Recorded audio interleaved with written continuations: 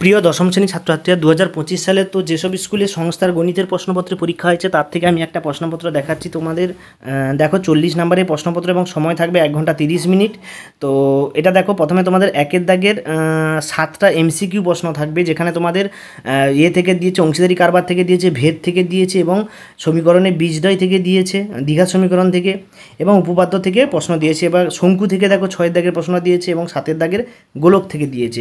এরপর দেখো 2 দাগে তোমাদের 2 নম্বরে 4টে করতে হবে, কোনো অথবা থাকবে না। 8 নম্বরের ভেদ দিয়েছে এবং ত্রিভুজ থেকে 2টো দিয়েছে, শঙ্কু থেকে দিয়েছে এবং গোলক থেকে দিয়েছে।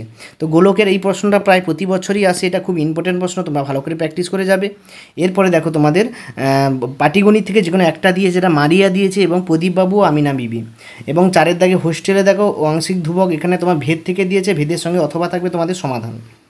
তারপর দেখো প্রমাণ সমকোণী, তুমি এটা উপপাদ্য এর মধ্যে একটা করতে হবে এবং প্রয়োগও একটা করতে হবে তোমাদের।